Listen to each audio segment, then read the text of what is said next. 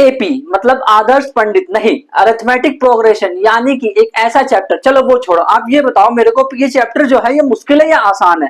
तो यार देखो डिपेंड ये करता है कि आप इस चैप्टर को कैसे कंप्लीट करते हो। फॉर एग्जांपल अगर आप ऐसे फालतू के यूट्यूबर से कंप्लीट करते हो चैप्टर की, आया इसने वन शॉट कराया इसको करके भंगा, नहीं तो बहुत बेकार होने वाला है। इस तरह से आपका चैप्टर पूरा खराब हो जाएगा। आपको अगर आता भी होगा ना और ये चैप्टर आपको इजी, सबसे इजीएस्ट चैप्टर होगा, तो वो भी मुश्किल हो जाएगा वन शॉट के थ्रू। तो वन शॉट को देखने की जरूरत नहीं है अभी फिलहाल, पूरा डिटेल में एक एक लेक्चर्स को, एक एक एपिसोड्स को ध्यान से देखना है और सारे टॉपिक्स को अच्छे से कंप्लीट करना है, बहुत इंपॉर्टेंट है। इस वीडियो के अंदर मैं आपसे एक प्रॉमिस करता हूं कि जब भी ये चैप्टर पूरा का पूरा, इसके सारे एपिसोड जब खत्म होंगे तो आपका ये सबसे फेवरेट, सबसे इजीएस्ट चैप्टर होने वाला है क्लास 10th का, सबसे इंटरेस्टिंग चैप्टर। जैसे ट्रिग्नोमेट्री को हमने इजी बनाया है शुरू से लेकर एंड तक करके, वैसे ही अरिथमेटिक को उससे भी आसान बना देंगे, एकदम हलवा कर देंगे।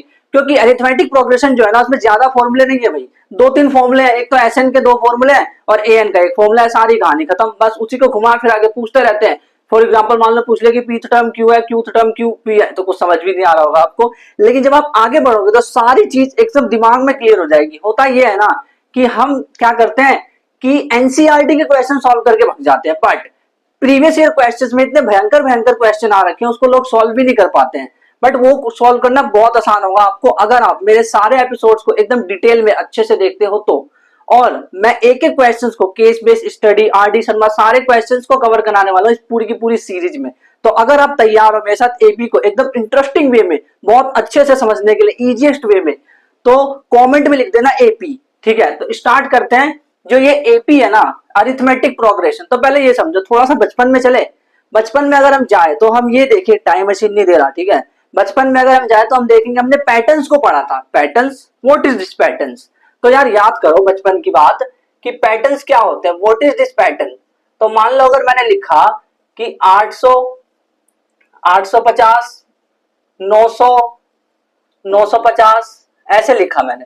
अब मैंने ये पूछा कि यार ये बता सकते हो कि अगला नंबर क्या लिखने वाला हूं। आता नहीं था सवाल बचपन में कि कंप्लीट दी पैटर्न, करे होंगे ऐसे सवाल, है ना, करे होंगे तो कमेंट बताने का। मेरे को तो बहुत इंटरेस्टिंग क्वेश्चन लगता था, इसमें मैं फुल मार्क्स लेके आता था हमेशा। तो अगला पैटर्न, अगला जो नंबर्स है, अगला नंबर्स आप प्रेडिक्ट कर सकते हो। अगर आप अगला नंबर प्रेडिक्ट कर सकते हो तो उसको हम कहेंगे पैटर्न। इसको हम सीक्वेंस भी कहते हैं, ठीक है। तो पैटर्न या सीक्वेंस बात वही है, सेम चीज है दोनों, सीक्वेंस भी कह सकते हैं, पैटर्न भी कह सकते हैं।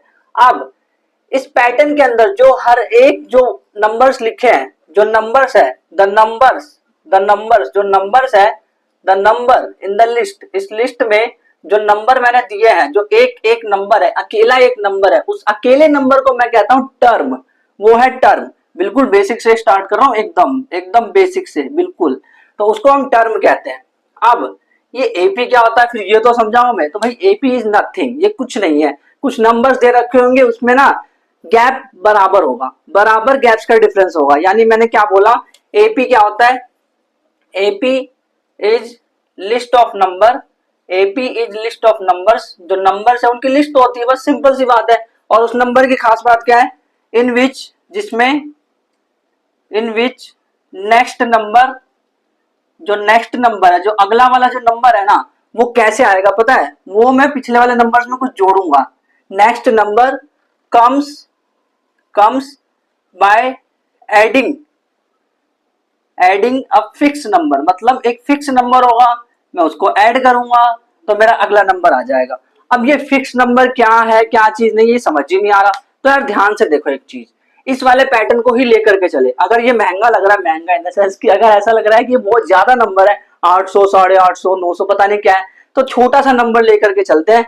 फॉर एग्जाम्पल मान लो मैं ले लेता हूं 246, 2 का टेबल तो आता ही होगा। एग्जाम्पल 2, 4, 6, 8, 10, ये लिया मैंने, ठीक है। अब इसके जो टर्म्स है ना, उसको हम, जो पहला टर्म्स है उसको हम A1 बोलते हैं। A1 मतलब इसमें देख के बता सकते हो कि पहला टर्म क्या है। पहला टर्म है 2, तो यानी कि मैं लिख सकता हूं A1 बराबर 2। और दूसरा टर्म क्या है, वो है A2। A2 क्या है, वो है 4। तीसरा टर्म क्या है, A3 लिखते हैं उसको हम, वो है 6। फोर्थ टर्म क्या है, वो है 8। अच्छा, अब ये जो A1 है ना, इसको हम सिंपली A भी लिखते हैं। यानी कि A1 जो है वो 2 है, जो कि A है, A1 को हम A भी लिख सकते हैं। A मतलब क्या होता है, what is the meaning of A, तो इसका मतलब होता है फर्स्ट टर्म। अब मैंने ये पूछा कि यहाँ पे जो इन्होंने लिखा है कि फिक्स नंबर जोड़ करके आता है, तो what is the fix number, ये फिक्स नंबर क्या होता है, तो बड़ा सिंपल है कि क्या 2 में मैं क्या जोड़ दूं कि 4 आ जाए, तो 2 जोड़ना पड़ेगा, इसमें मैं क्या जोड़ दूं कि 6 आ जाए, तो 2 जोड़ना पड़ेगा। तो what is that fix number जिसको मैं जोड़ रहा हूं हमेशा, तो वो है उस जो फिक्स नंबर है जिसको हम जोड़ते हैं वो इसमें 2 है। उस जो फिक्स नंबर है उसको हम कहते हैं कॉमन डिफरेंस। क्या कहते हैं उसको, कॉमन डिफरेंस। क्यों कहते हैं कॉमन डिफरेंस भाई, क्यों कहते हैं कॉमन डिफरेंस, क्यों इसको डिफरेंस क्यों नहीं बोल रहे, सिर्फ डिफरेंस बोलो ना। अरे कॉमन डिफरेंस इसलिए बोल रहे हो क्योंकि सब में जब मैं कॉमन निकाल रहा हूँ, डिफरेंस जब मैं देख रहा हूँ, जैसे यहाँ इन दोनों के बीच में कितना गैप है, 2 का, इन दोनों के बीच में 2 का, इन दोनों में 2 का, इन दोनों में 2 का, तो सब में जो गैप है वो कॉमन है ना, इसीलिए इस डिफरेंस को हम कहते हैं कॉमन डिफरेंस, ठीक है। और इसको हम दिखाते हैं डी से, छोटा डी, बार बार थोड़ी ना लिखेंगे common difference common difference common difference, maths वाले तो बड़े आलसी होते हैं पता है ना, तो वो एक सिंपल टर्म्स का यूज करते हैं, एबीसीडी को अक्सर उठा लेते हैं और उसके अकॉर्डिंग बोलते हैं। फॉर एग्जांपल ये देखो इतने आलसी है कि A1 भी नहीं बोल रहे, इसको तो सिर्फ A बोल के छोड़ रहे हैं। तो A क्या होता है, फर्स्ट टर्म ऑफ AP, और D क्या होता है, वो फिक्स नंबर जो ऐड करके आ रहा है। अगर मुझे D निकालना है तो मैं कैसे निकालूंगा, मुझे बता सकते हो, थोड़ा अंदाजा लगा सकते हो, गैस कर सकते हो। देखो मान लो मुझे D निकालना है तो मैं क्या करूंगा, क्या मैं 4 - 2 करूंगा, हाँ 4 - 2 करोगे तो वो आपका ना 2 आ जाएगा। क्या मैं 6 - 4 नहीं कर सकता भाई, हैं, तो वो भी 2 आएगा। क्या मैं 8 - 6 नहीं कर सकता भाई, वो भी कर सकता हूँ, 2 आएगा। अच्छा अब ध्यान से सुनो, आपने 4 - 2 करा, 4 यानी कि A2 और 2 यानी कि A1, तो कहीं ऐसा तो नहीं कि D बराबर A2 - A1 होता है। हाँ अभी रुको, आगे रुको, और भी है और भी है। और आपने 6 - 4 भी लिखा है, 6 जो है वो A3 है, उधर लिखा तो है भाई, माइनस, और जो 4 है वो A2 है, और 8 - 6 ये रहा, ये A4 है, ये 4th नंबर पे बैठा है बंदा, और ये A3 है। तो समझ आ रहा है अब कि यानी कि जो D निकालना है मेरे को, तो मैं लगातार कॉन्जिक्यूटिव 2 नंबर्स का डिफरेंस निकाल लूंगा, यानी कि बाद वाला नंबर माइनस पहले वाला नंबर, बाद वाला माइनस पहले वाला। अगर मुझे D निकालना है तो बाद वाला माइनस पहले वाला, यानी कि इसको ना कभी कभी ऐसे भी बोलते हैं, ये देखो इसको इस तरह से बोल सकते हैं कि D बराबर A - A, ठीक है। अब ध्यान से देखना कि ये जो है ये वो 2 है, इसको मैं N बोल देता हूं, और क्या ये 2 - 1 है, यानी कि -1 है, मतलब समझ नहीं आ रहा क्या कह रहे हो, अरे देखना ध्यान से समझ आएगा सब कुछ। अगर ये A2 है तो क्या वो इससे 1 कम है, अगर ये A3 है तो क्या ये A2 वाला, मतलब यहाँ पे 2 जो लिखा है ये 3 से 1 कम है, और अगर ये 4 है तो क्या ये 3 जो है 4 से 1 कम है, हाँ तो यही तो कह रहा हूं। यानी कि D का जो फॉर्मूला है वो है general formula AN - A n - 1, ये फॉर्मूला याद रखना बहुत ज्यादा इंपॉर्टेंट है, असरसन रीजन में पूछा भी गया है। अब यार ऐसे तो कुछ समझ आएगा नहीं, जब तक कि हम क्वेश्चंस नहीं कर लेंगे तब तक हमें कुछ दिमाग में फीड ही नहीं होना, हालांकि कुछ समझ ही नहीं आएगा कि ये चीजें हो क्या रही है। तो हम एक काम करते हैं कि पहले मैं एनसीईआरटी के एग्जांपल्स दिखाता हूं आपको, 2 एग्जांपल दे रखे हैं इस कॉन्सेप्ट के बेस पे, ठीक है। फिर उसके बाद हम प्रीवियस ईयर क्वेश्चंस करेंगे जो कि पहले एग्जाम में आ रखे हैं। तो एग्जांपल्स के क्वेश्चन करने से पहले एक कॉन्सेप्ट को ध्यान से समझो, बहुत इंपॉर्टेंट कॉन्सेप्ट है क्योंकि ये फाउंडेशन है, हमारी एपी की फाउंडेशन है। देखो अभी हमने एग्जांपल लिया था ना एक 2 4 6 8 10, इसका एग्जांपल लिया था, तो इसको मैं A1 बोल सकता हूं, इसको मैं A2 बोल सकता हूं, ये A3 है और ये A4 है और ये A5 है ना, ऐसे बोल सकता हूं। अब ध्यान से समझना मेरी एक बात, क्या A1 को A बोल सकते हैं, हाँ बोल सकते हैं, कोई दिक्कत नहीं है, तो A लिख दिया मैंने। तो जो AP का फर्स्ट टर्म है उसको A लिख सकता हूं। अब एक बात बताओ, इसका D क्या आया, इस वाले का जो ये AP है इसका D क्या आया, तो अभी हमने इसका D निकाला था वो 2 आया था, है ना। अब अगर मुझे अगले टर्म पे जाना है, मान लो मैंने 2 लिख के छोड़ दिया यहाँ पे, अब मुझे 4 पता ही नहीं है, बस मुझे D दे रखा है इन्होंने, तो मैं अगले वाले टर्म पे कैसे जाऊंगा भाई, मैं D को ऐड कर दूंगा, क्योंकि D वो फिक्स नंबर है ना जो कि ऐड करते हैं, अगले वाले टर्म पे जाने के लिए हम D को ऐड करते हैं, ठीक है। तो यानी कि अगर मुझे अगले वाले टर्म पे जाना है तो मैं लिख सकता हूं, देखो इसको मैं 2 लिख सकता हूं, ठीक है, अगले वाले टर्म को मैं 2 + 2 लिख सकता हूं, ठीक है। और अब देखो 2 + 2 यानी 4 आ जाएगा, और वो यही टर्म है, सेम यही है, ठीक है। मैं ये समझाने की कोशिश कर रहा हूं यहाँ पे कि जो A है फर्स्ट टर्म, उसमें अगर आप D जोड़ दो तो A + D जो है ना उसको हम सेकेंड टर्म बोल सकते हैं, यानी वो A2 है, और ये तो A1 है ही हमारा, है ना। ये समझाने की कोशिश कर रहा हूं मैं। अब एक और चीज, अगर मुझे और अगले वाले टर्म पे जाना है, कि मुझे अगले वाले टर्म पे जंप करना है, तो मैं क्या करूंगा, इस वाले टर्म में मैं डी और जोड़ दूंगा। तो a प्लस डी जो है, a प्लस डी, इसमें डी और जोड़ना पड़ेगा। तो क्या मैं इसको a प्लस टू डी बोलूंगा? हाँ, a प्लस टू डी बोलेंगे इसको, a प्लस टू डी।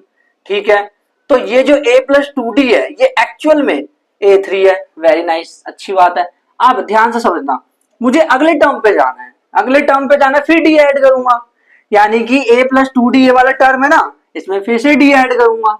अगर इसमें डी ऐड करूंगा तो क्या ये a प्लस थ्री डी हो जाएगा? हाँ हाँ, a प्लस थ्री डी हो गया ये तो, a प्लस थ्री डी। तो क्या अगला a प्लस फोर डी होगा? हाँ भाई हाँ। और अगला क्या होगा, a प्लस फाइव डी। हाँ एकदम सही, डॉट डॉट डॉट करके ऐसे ही जाता जाएगा। ठीक है, तो यानी जो AP का जनरल फॉर्म है, इसको जनरल फॉर्म कहते हैं। ये जो मैंने लिखा है ना, a plus D, a plus two D, a plus three D, a plus four D, a plus five D, इसको हम कहते हैं AP का जनरल टिकट बुक करा दो, जनरल फॉर्म ऑफ AP, इसको कहते हैं जनरल फॉर्म ऑफ AP। ठीक है, तो this is a general form of AP इसको बोलते हैं। अब देखो, जो AP होती है ना वो दो तरह की होती है। अच्छा, AP भी दो तरह की, तो दोनों पढ़ाओगे? अरे टेंशन मत लो, रुको तो सही, बस जान लो ना थोड़ा सा, क्यों डर जाते हो कि अब दोनों पढ़ना पड़ेगा। एक होता है इन्फिनिट AP और एक होता है फाइनाइट AP। फाइनाइट, अब ये मुझे बताओ यार, फाइनाइट का मतलब क्या था? फाइनाइट मतलब कि कुछ ना कुछ, मतलब कभी ना कभी खत्म होगा, यानी कि ऐसी AP जिसमें कि फाइनाइट टर्म्स होते हैं, फाइनाइट टर्म्स। यानी मान लो मैंने एक AP लिखी, मान लो मैंने एक AP लिखी 2 4 6 डॉट डॉट डॉट करके मैंने लिख दिया 20, यानी कि ये 20 पे खत्म हो जा रहा है। तो अगर लास्ट का टर्म भी उन्होंने दे रखा है ना, तो मान लेना कि वो AP जो है फाइनाइट है, खत्म हो गई भाई। जब खत्म हो जाते हैं तो उसको फाइनाइट बोलते हैं। अब इन्फिनिट क्या होता है? What is infinite AP? उसमें इन्फिनिट टर्म्स होते हैं, यानी वो कभी खत्म ही नहीं होगी, इन्फिनिट टर्म्स। फॉर एग्जाम्पल एक AP मैंने मान लिया 2 4 6 dot dot dot dot dot dot, और मैं बता ही नहीं रहा कब खत्म हो रही है। भाई क्यों बताऊं? क्योंकि वो अनंत पे जाकर के, इन्फिनिटी पे जाकर के खत्म हो रही है, इसलिए मैं बता ही नहीं रहा। तो इसे हम कहते हैं इन्फिनिट AP। इस तरह की AP होती है। अब इस क्वेश्चन को करते हैं कि ये क्वेश्चन होगा कैसे। वैसे आप कर सकते हो ना, तो पॉज करके ट्राई करके फटाफट आंसर कर दो और मेरे को बताना कि ये मैंने खुद करा था। ठीक है, तो मैं आपको हार्ट भेजूंगा। Let's do. आई थिंक आपने सॉल्व कर लिया होगा और कमेंट कर दिया होगा, भाई कर दिया ना। अब देखो कैसे करेंगे। फॉर AP, ये AP दे रखा है, वो पहले से बोल दे AP है, तब बढ़िया आ रही है तो बोल देते हैं। और पूरे चैप्टर में AP ही तो है, चैप्टर का नाम ही वही है। कह रहे हैं कि फर्स्ट टर्म बता दो। अबे हम अंधे हैं क्या? दिख नहीं रहा हमें? ये ना a बराबर 3/2, ये है फर्स्ट टर्म, अंधे दिख रहे हैं। फिर उन्होंने पूछा कॉमन डिफरेंस, यानी कि डी कैसे निकालते हैं? ये वाला टर्म, यानी कि आप ऐसे भी कह सकते हो, देखो डी की वैल्यू आप ऐसे भी कह सकते हो a2 माइनस a1, है ना, यानी कि 1/2 माइनस 3/2। तो 2 को 2 आ गया नीचे, और 1 माइनस 3, इसको हम लिख सकते हैं -2/2, टूनिंग पुनिंग, और ये आ गया -1। तो डी की वैल्यू क्या आ गई भाई? D is equal to -1 is the answer. Example number 2 पे जाने से पहले मैं बता दूं, प्रीवियस और क्वेश्चन जो है थोड़े से हाई लेवल के आपको लग सकते हैं, बट है नहीं। आप अगर मेरे साथ सॉल्व करोगे तो हो जाएंगे, तो वो हम इसके बाद करने ही वाले हैं। पहले तो पूछ रहे हैं कि विच इज AP। अब देखो यार, कौन सा AP है कौन सा नहीं है कैसे पता चलता है? अगर तो डिफरेंस सेम है, डिफरेंस मतलब समझ रहे हो कि मान लो इन दोनों के बीच का जो गैप है वो इन दोनों के बीच के गैप के और इन दोनों के बीच के गैप के बराबर है। फॉर एग्जांपल 4 में क्या जोड़ू कि 10 है 6, फिर 10 में क्या जोड़ू कि 16 है 6, तो सेम आ रहा है। फिर क्या जोड़ू, 6 जोड़ो इसमें तो 22 आ रहा है। हाँ यार AP तो है, मतलब ठीक है, तो देखते बता दिया, बट लिखे कैसे एग्जाम में? तो यार सीधी सी बात है, आप एक काम करो कि जो इन्होंने दे रखा है ना, आप डी निकाल करके देख लो। डी बराबर क्या करोगे आप? 10 माइनस 4, ये आपने निकाला तो 6 आ गया। फिर उसके बाद आप क्या करोगे? 16 माइनस 10 निकाल करके देखना। 16 माइनस 10 क्या आया? वो भी 6 आया। फिर 22 माइनस 16 निकाल करके देखना, वो भी 6 आया। ठीक है, बट आगे ये कह रहे हैं कि अगर AP है ना तो इसके नेक्स्ट 2 टर्म्स भी निकाल दो। तो यार वो तो ऐसे ही निकाल देंगे, वो तो ऐसे निकाल देंगे, लिख देंगे नेक्स्ट 2 टर्म्स। क्या नेक्स्ट टर्म्स पे कैसे जाऊं भैया, मैं कैसे जाऊं? अरे 6 ऐड करके जाओ यार, इसमें 6 ऐड कर दो 28 आ गया, इसमें जी क्या निकल दो, ये 34 आ गया, नहीं 28 आ गया, 34 आ गया, खत्म, बस हलवा तो है। अब देखो क्वेश्चन नंबर 2, इसको भी पहचानो AP है नहीं, तो डी निकालो भाई। डी इज इक्वल टू -1 -1, ये आ जाएगा -2। फिर उसके बाद मैं करूंगा -3 -1, तो ये क्या आ जाएगा, -3 + 1 = -2। हाँ भाई सेम है, सेम है। रुको रुको एक और चेक कर लो, भरोसा नहीं करना, सारे चेक करके देखो। फिर उसके बाद ये आएगा -5 प्लस में 3 = -2। हाँ सेम, मतलब एपी है। यानी कि अगर ध्यान से देखे तो ये दो कम हो रहा है, -2 मतलब दो कम होना, दो कम होना। तो -1 फिर -3 फिर -5। अगला कौन सा होगा, बताना बताना बताना। -7। उसके बाद कौन सा होगा, -9। ठीक है, तो आप लिख दोगे यहाँ पे next two terms is -7 and -9। ठीक है ना। अब इसको आप मेरे को सॉल्व करके कमेंट बताओ जल्दी से, फिर मैं करता हूं।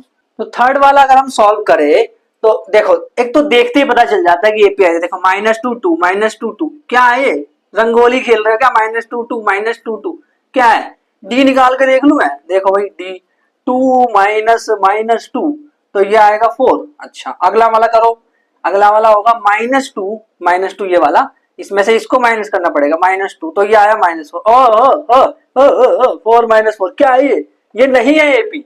डी ही अलग अलग आ रहा है तो कहां से एपी हो जाएगा, ये हो ही नहीं सकता। ये वाला देखो, क्या ये एपी है, 1 1 1। अच्छा अब देखना एक चीज, यहाँ पे इंटरेस्टिंग चीज समझ आएगी। डी जो है अगर आप यहाँ पे निकालो तो 1 - 1 = 0, इसमें निकालो तो 1 - 1 = 0, इधर निकालो तो 2 - 1 = 1। ये तो अलग हो गया। अच्छा मतलब यहां तक थे तो डी सेम आ रहा था। अब मैं एक बात बताऊं, डी की वैल्यू 0 भी हो सकती है। यानी कि अगर मैं कहीं लिख दूं 1 1 1 1 1 1 1 1 1 1 1 तो ये भी एक एपी है। अंतर इतना सा है कि इसका डी 0 है बस। ठीक है, ऐसा मत बोल देना कि एपी नहीं है, इसको बोलना एपी है। आप ये बोलना एक ऐसा एपी है जिसका डिफरेंस, कॉमन डिफरेंस 0 है। ठीक है ना। तो ये 1 है, ये 0, यहां तक तो अगर हम करते तो हमें लगता हम लिख के आ जाते एग्जाम में दिस इज एपी। बट देखो आप में कॉमन सेंस, जानता हूं कॉमन सेंस यार मेरे सब में है। ठीक है, तो 2 - 1 जो है ये 1 आया। ओके, तो इसके अलग होने की वजह से चक्कर में हमने बोला कि दिस इज नॉट एपी। ये एपी नहीं है भैया, नहीं है। अब प्रीवियस ईयर क्वेश्चंस में लेकर के आऊंगा ना, तगड़े तगड़े क्वेश्चन होंगे लगातार, एक के बाद एक क्वेश्चन, बड़े मस्त मस्त क्वेश्चन आने वाले हैं। मैं 6 क्वेश्चन कम से कम कराऊंगा, इतने आसान क्वेश्चन आपको लगेंगे बाद में जब आप खुद सॉल्व करोगे तो। हो सकता है पहली बार में मुश्किल लगे, क्या पता आप पहली बार में भी कर दो। आप एक काम करना, प्रीवियस ईयर क्वेश्चन जो मैं लेकर के आ रहा हूं, आप मुझे ये बताना कमेंट में कि 6 में से कितने क्वेश्चन आप सॉल्व कर पा रहे हो। जो 4 से ज्यादा सॉल्व कर पाएगा मैं उसको हार्ट दूंगा। ठीक है, बता देना मेरे को। यहाँ पे हम 2025 से लेकर के 22 तक के क्वेश्चन प्रीवियस वाले करने वाले हैं। 2025 का सवाल अभी अभी लेटेस्ट जो पैदा हुआ है उसको देखो। असरसन रीजन का क्वेश्चन जो है ना बड़ा इंटरेस्टिंग होता है, मुझे तो बहुत अच्छा लगता है क्वेश्चन। तो देखो इसको पहले आप पॉज करो, ट्राई करो, पॉज कर लो, ट्राई कर लो, पॉज, टिनिंग। अबे भाई कर लो पॉज जल्दी और ट्राई करो। ठीक है, कमेंट कर दिया। अब देखो common difference of AP, AP का कॉमन डिफरेंस, एपी क्या है 5 1 -3 -7 4। अच्छा कॉमन डिफरेंस निकाल करके देखना, कॉमन डिफरेंस निकाल करके अगर हम देखें तो बाद वाला नंबर माइनस पहले वाला नंबर, तो ये तो -4 आ रहा है और तुम कह रहे हो 4 है। अगर तुम माइनस लगा देते, ये लगाने में तुम्हारे क्या जा रहा था, हैं? अगर तुम ये लगा देते तो तुम ट्रू हो जाते भाई, लगाया क्यों नहीं उसको, तो ये गलत हो गया। असर्शन इज रॉन्ग भाई। अब कॉमन डिफरेंस ऑफ अगर एपी, भाई एपी तो ऐसे ही होती है तो अभी हम पढ़ के आ रहे हैं, उसका कॉमन डिफरेंस डी जो है वो ऐसे निकलता है A N minus A N -1, यानी कि ए मान लो ए हो A2 और A2 -1 यानी कि A2 -A1। हाँ सही तो कह रहे हो यार, ऐसे तो निकलता है कॉमन डिफरेंस। यानी कि इसमें जो असर्शन है वो फॉल्स है, जो रीजन है वो ट्रू है। ठीक है ना। आपका क्या आया था क्वेश्चन नंबर 2, देखो what is the question number 2, 2024 का क्वेश्चन है, सीबीएसई 2024 बोला है कि कॉमन डिफरेंस फाइंड करो। तो पहले तो पॉज करो, ट्राई करो। भाई मैं पहले नहीं करता, आपसे करवाऊंगा, क्योंकि मकसद ये है कि आप कुछ सवालों को करना सीखो, तभी तो मजा आने वाला है। मेरे को तो सारे आते हैं, मैं कर ही क्यों रहा हूं, मैं तो सिर्फ आपके लिए चाहता हूं, इसीलिए पॉज करके ट्राई करो फटाफट।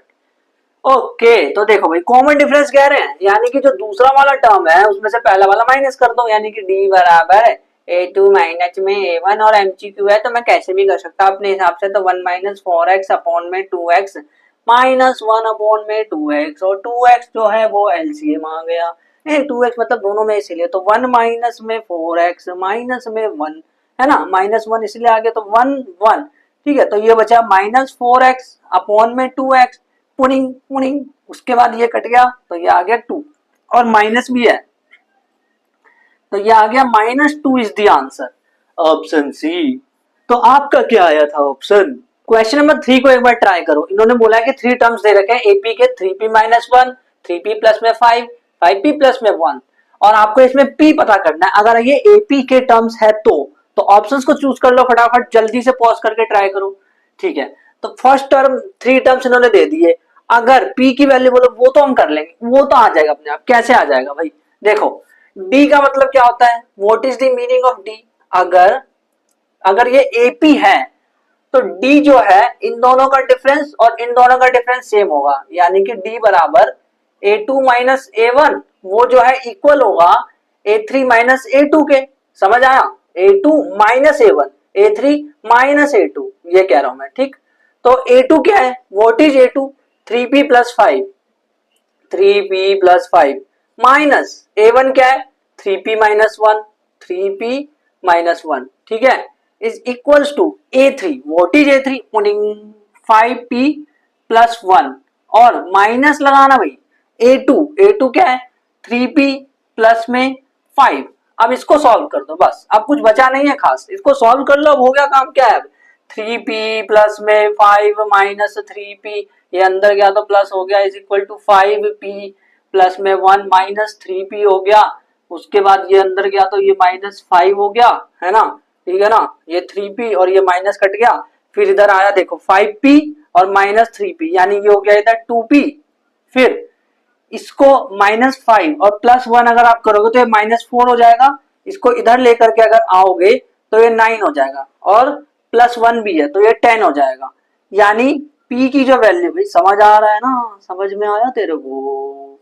तो p की वैल्यू जो है वो 5 आ गई है। तो इस तरह से करना है इस क्वेश्चन को, option D is the answer. बस यहाँ पे अच्छे से सॉल्व करना, माइनस प्लस के ध्यान रखना, अपने आप क्वेश्चन हो जाएगा। नंबर 4 देखो, प्रीवियस ईयर क्वेश्चन का, जो कि 2023 में आ रखा है। तो कैसे किया जाए इसको, एक बार आप ना अगर समझ आ रहा है, देखो बोला एबीसी टर्म्स है एपी के और कॉमन डिफरेंस डी है और a माइनस 2b माइनस सी की वैल्यू आपको फाइंड करनी है। ऑप्शंस भी दे रखे हैं, तो पॉज करके बगैर ट्राई कर लो, फटाफट जल्दी से ट्राई कर लो। तो कैसे होगा ये सवाल? देखो इन्होंने बोला है कि जो एपी है ना, वो एपी क्या है? What is AP? एपी है ए बी और सी, ये है एपी। मतलब टर्म्स दे रखे हैं, इसका मतलब ये एपी ही तो है और हमें कॉमन डिफरेंस का डी दे रखा है। ठीक है, तो हमें इसकी वैल्यू फाइंड करनी है, हमें फाइंड करना है ए माइनस में 2b माइनस सी, ये फाइंड करना है। तो किस तरह से करें? अब ध्यान से सुनना, इसको करने के लिए काम करते हैं, ऑप्शंस को ध्यान से देखो। ऑप्शंस में हमें सिर्फ ए और डी दिख रहा है बस, क्या बी और सी ऑप्शंस में है? नहीं है। तो एक काम करते हैं, जो एपी होता है उसका पहला टर्म क्या होता है? ए, और ये भी ए ही दे रखा है, उसमें क्या डाउट है? जो दूसरा टर्म होता है एपी का, क्या वो ए प्लस डी होता है? हाँ, ए प्लस डी होता है। तो क्या मैं बी को ए प्लस डी लिख सकता हूं ना? सही कह रहा हूं कि नहीं? क्योंकि डी यहाँ पे कॉमन डिफरेंस है, तो बी को, बी यानी सेकंड टर्म, उसको मैं ए प्लस डी लिख सकता हूं, क्योंकि एपी बोल दिया ना उन्होंने इसीलिए। और इसको मैं क्या, तीसरे वाला जो टर्म होता है वो क्या ए प्लस 2d होता है? हाँ, इसका मतलब ए की जगह ए लिखोगे, बी की जगह ए प्लस डी लिखोगे और सी की जगह ए प्लस 2d लिखोगे। हाँ सही, अब बस सॉल्व करना है। और बी की जगह क्या लिखना है? ए प्लस डी लिखना है।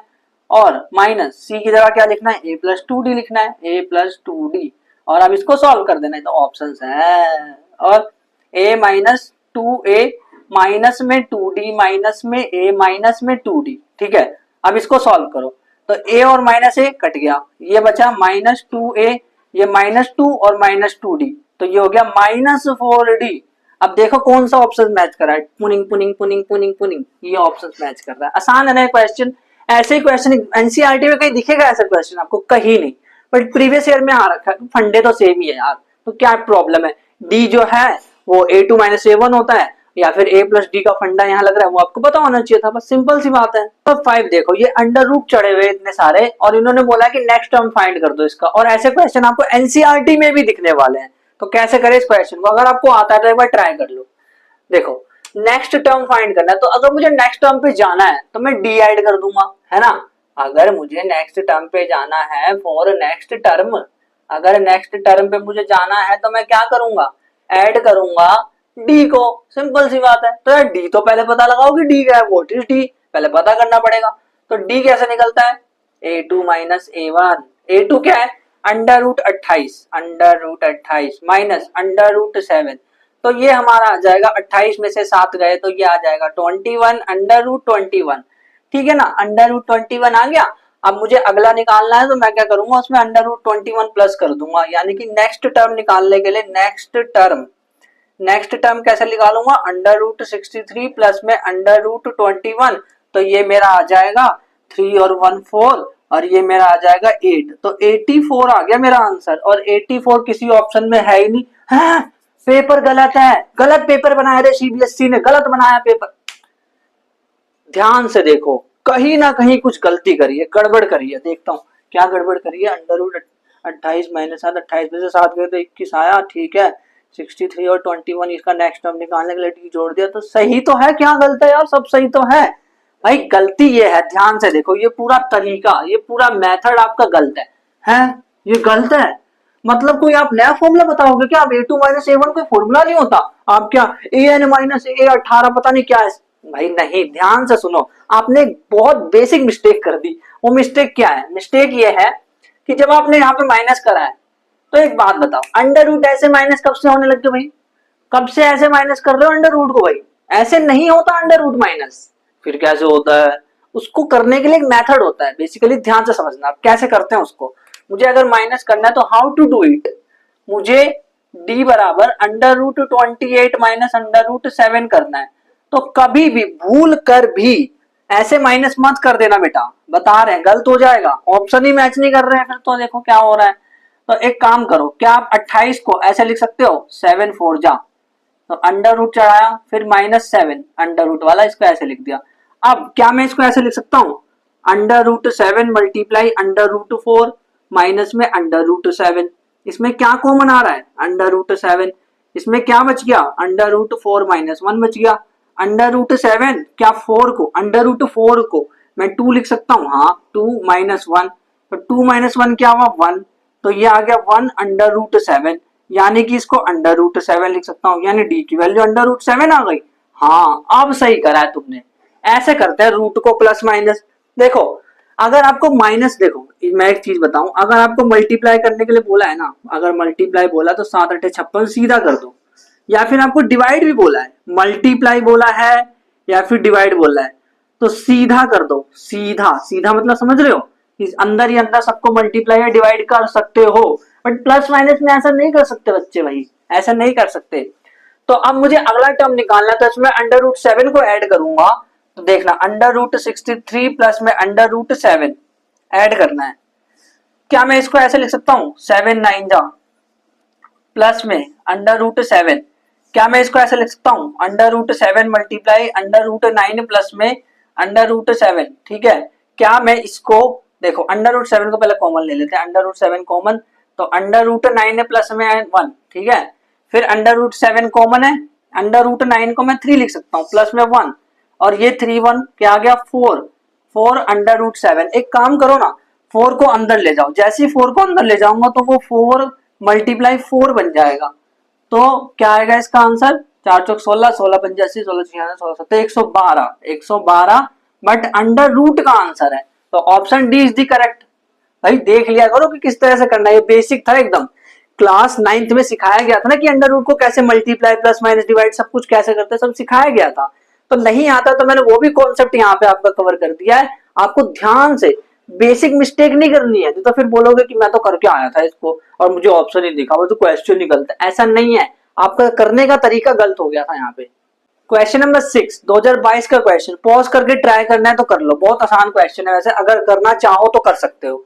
बोला कि ए बी जो है, पहले पॉज करो ट्राई करो, ठीक है। अब देखो बोला है ए बी जो है वो नंबर्स इस तरह से इसमें फंसे हुए हैं कि जो ये एपी है, ए 7 बी और 23 ये एपी है, ऐसे बोल दिया इन्होंने। अच्छा अगर ये एपी है तो इन दोनों का डिफरेंस यानी कि 7 माइनस ए वो बराबर होगा बी माइनस 7 के, सही कह रहा हूं, और वो 23 माइनस बी के भी बराबर होगा, 23 माइनस बी के बराबर, ठीक है। यही चीज है ना भाई। अगर एपी होता है, इन्होंने बोल ही दिया एपी है, एपी होता है अगर, तो इसके जो डिफरेंस है टू ही और इसके टू ही और इसके टू ही ये बराबर होते हैं। तो एक चीज ध्यान से सुनो, क्या मैं इन दोनों को एक साथ ले लूं, इन दोनों को एक साथ लेने से क्या होगा, कि मेरी बी की वैल्यू निकालने मेरे को आसानी होगी। तो अगर इन दोनों को एक साथ लेकर के चले तो इसको इधर लेके आओ तो ये हो गया 2b, ये माइनस बी इधर आएगा तो b प्लस का हो जाएगा तो b भी 2b हो जाएगा, इज इक्वल टू इसको उधर भेजो तो 23 प्लस में 7 हो जाएगा यानी कि 30 आ जाएगा, है ना। तो अगर आप डिवाइड करोगे तो b 30 अपॉन में 2 आ जाएगा यानी कि b की वैल्यू आ गई 15, ठीक है ना। 2 मार्क्स का क्वेश्चन एग्जाम में आ रखा है। अब a की वैल्यू फाइंड करनी है तो एक काम करो, इन दोनों को ले लो, इन दोनों को ले लो, यानी कि 7 minus A is equal to B minus 7 को ले लो। b माइनस 7 मतलब क्या, 15 माइनस 7 को ले लो, 15 माइनस 7 मतलब क्या 8, यानी कि 7 minus A is equal to 8 आ रहा है। अच्छा तो इसको उधर भेजो, इसको इधर भेजो तो a की वैल्यू क्या आ जाएगी, वो आ जाएगी -1, बस हो गया सवाल। a की वैल्यू आ गई, b की वैल्यू आ गई। इस तरह से इस क्वेश्चन को करना है। तो प्रीवियस ईयर क्वेश्चन ये बड़े सिंपल सिंपल क्वेश्चन थे जो अभी हमने करे। अब मैं एक कॉन्सेप्ट समझाऊंगा, उससे हम एक फॉर्मूले को डिराइव करेंगे। जो अगर आपको ये पता है कि a plus D, a plus 2d, तो वो जो कॉन्सेप्ट मैं समझाने वाला हूँ वो बहुत ईजी होने वाला है। तो वो कॉन्सेप्ट क्या है, कॉन्सेप्ट बड़ा सिंपल है। अगर हम कोई एपी होती है, एपी मान लो कोई एपी है, तो उसको हम कैसे लिखते हैं, पहला जो टर्म होता है वो a1 होता है, दूसरा a2 होता है, तीसरा a3 होता है, चौथा टर्म जो है वो a4 होता है ना। और मान लो मैंने कोई बोला nth टर्म, nth यानी कि कोई लास्ट कोई सा भी टर्म, n यानी कोई नंबर है, n मतलब कोई नंबर है, ये इंटीजर है, इंटीजर है, कोई नंबर है, ठीक है। आप ऐसे मान सकते हो कि ये कौन सी वाली सीट पे बैठा है, वो n है। n क्या होता है, सीट नंबर, n यानी कि सीट नंबर, जिस सीट पे ये बैठा हुआ है। जैसे ये सीट नंबर 1 पे बैठा है तो इसको a1 लिखा। ये जो नीचे लिखा होता है ना ये n होता है। तो यहाँ पे n देखो, यहाँ पे n की वैल्यू क्या होगी 1, यहाँ पे n की वैल्यू क्या होगी 2, यहाँ पे n की वैल्यू क्या होगी 3, यहाँ पे n की वैल्यू क्या होगी 4, यहाँ पे n की वैल्यू क्या होगी, वो होगी n, n ही है ना, है ना। तो अब देखो यहाँ से एक फॉर्मूला निकलने वाला है बहुत ही कमाल का। मान लो मैंने बोला कि nth टर्म निकालो, यानी कि मैंने ये बोला कि मान लो 8वां टर्म निकालो, इस एपी का 8वां टर्म निकालो। तो आप बोलोगे अच्छा 8वां टर्म निकालने के लिए बोल रहे यानी कि a8, और a8 के लिए जो n की वैल्यू होगी वो 8 होगी। हाँ इतना तो सही पहुंच गए आप, ठीक है। अब क्या मैं इसको, ये भी जनरल एपी का फॉर्म है ना, a1 a2 a3, क्या मैं ऐसे नहीं लिख सकता, इसी सेम एपी को मैं ऐसे भी तो लिख सकता हूँ, a plus D, a plus 2d, a plus 3d, ऐसे लिखता हूं। अभी मैंने बताया भी था आपको कि ये इसको जनरल फॉर्म बोलते हैं। और ये an क्या है, अभी इसको फाइंड आउट करते हैं क्या होगा क्या नहीं। हमें nth टर्म अगर पता चल जाए तो हम AP का कोई सा भी टर्म बता देंगे, यानी कि कौन सी वाली सीट पे कौन सा वाला बंदा बैठा है ये हमें पता चल जाएगा। जो सीट नंबर है ना उसको हम n बोलते हैं, वो nth टर्म है यानी nवां सीट है, ठीक है। और जहां पे वो बंदा बैठा है वो an है, आया समझ। जैसे मान लो आप अपनी सीट पे बैठे हो, मान लो आपकी सीट पे लिखा है सीट नंबर 5, तो जो 5 है ना वो n है, वो n की वैल्यू है, लेकिन आप जो वहां पे बैठे हो वो an है, ठीक है। ये चीज समझ आई। तो ये तो इसका कॉमन टर्म हो गया, यानी अगर इसको हम इससे मैच करें तो कहीं ऐसा तो नहीं कि जो a1 है वो a है, हाँ ये तो सही है, एकदम सही कह रहे हो। और a2 कहीं ऐसा तो नहीं है वो a प्लस डी है, हाँ ये भी बात सही है। और a3 कहीं ऐसा तो नहीं है कि a प्लस 2d है, ऊपर से देख करके बताओ भाई, उसी से कंपेयर कर सकते हैं आप। और जो a4 है वो a प्लस 3d तो नहीं है, हाँ एकदम सही बोला। तो यानी कि अब ध्यान से सुनना, ध्यान से, मैंने आपको बताया कि ये जो 4 है ना इसके लिए n की वैल्यू क्या है, इनके लिए n की वैल्यू भी साथ साथ लिख चलो। इसके लिए 4 है, इसके लिए 3 है, इसके लिए 2 है, इनके लिए n की वैल्यू, इसके लिए 1 है, ठीक है। अब मान लो मैंने बोला आप जनरल टर्म लिखो, जनरल मान लो मैंने बोला a4 को आप और कैसे लिख सकते हो, तो आप बोलोगे मैं ऐसा लिख सकता हूं, जो a4 है ना वो a प्लस 4 माइनस 1d, इस तरह से लिख सकता हूं मैं। अच्छा तो इसमें 4 क्या है, व्हाट इज 4, तो आप बोलोगे 4 जो है n की वैल्यू है, ये n है। अच्छा एक बात बताओ मेरे को, तुम कह रहे हो कि ये n की वैल्यू, ये भी 4, यहाँ पे भी n की वैल्यू मिल गई, तो कहीं ऐसा तो नहीं, कहीं ऐसा तो नहीं कि जो अगर मुझे nth टर्म अगर निकालना है, nवां टर्म निकालना है अगर मेरे को, तो मैं a प्लस ये n की जगह है ना n माइनस 1 और d लिख सकता हूं, एकदम सही बोला। और यही फॉर्मूला है इसका an का। ये किसका फॉर्मूला है, nth term of AP, nth term of AP। मान लो मैंने बोला कि इस AP का, ये जो AP है ना इस एपी का nवां टर्म निकालो, तो आप बोलोगे कि जो ये nth टर्म है उसका फॉर्मूला an-1d है। अगर आपको ये फॉर्मूला समझ आ गया तो मेरे को एक क्वेश्चन जो है वो कमेंट करना, एक क्वेश्चन का आंसर मेरे को कमेंट करना। क्वेश्चन ये है कि मैंने आपको एक एपी दी है, एपी मैंने दी है आपको 2 8, मान लो एपी मैंने दी 2 8 और इसके बाद जो मैं ऐड करूंगा वो है 14, ये मैंने एपी दी आपको, ठीक है। अगर ये एपी है और है, मैंने दिए तो एपी है, ठीक है। अगर ये एपी है तो मुझे ये बताओ कि इस एपी का 12th टर्म क्या होगा, 12th टर्म। तो कैसे करोगे आप, ऐसे करना a12 बराबर a प्लस n-1 यानी 12-1 और d। तो यार देखो a तो आपको दिख ही रहा है, d आप निकाल लेना, वैल्यूज को डाल देना और कमेंट करना आंसर, मेरे को कमेंट करना है इसका आंसर। देखता हूं कौन सबसे पहले इसका आंसर देगा, देखते हैं। जो सबसे पहले आंसर देगा उसका कमेंट मैं पिन कर दूंगा, बस मेरे को बोल देना कि पिन माय कमेंट, ठीक है ना। अब ये जब आंसर आप कर लोगे तो प्रॉब्लम ये है ना यहाँ पे कि ये चैप्टर तो आपको इजी लगता है, जो कि आपको इस वाले पेज पे मिल जाएगा सारा का सारा, जो भी चैप्टर के सारे बचे हुए एपिसोड है। बट अगर आपको ट्रिग्नोमेट्री देखनी है, वो भी बहुत इंपॉर्टेंट है 10th क्लास के मैथ्स के लिए, तो इस वाले प्लेलिस्ट पे क्लिक कर लो और वहां पे जाकर के आप देख सकते हो। अब आपको क्या करना है, डीपीपी सॉल्व करनी है। ये वाला जो एपिसोड है वो छोटा इसीलिए है क्योंकि मैं ये चाहता हूँ कि आपको मोमेंटम बन जाए, क्योंकि इस वाले चैप्टर में पेशेंस नहीं है, हमें सब्र रखना पड़ेगा।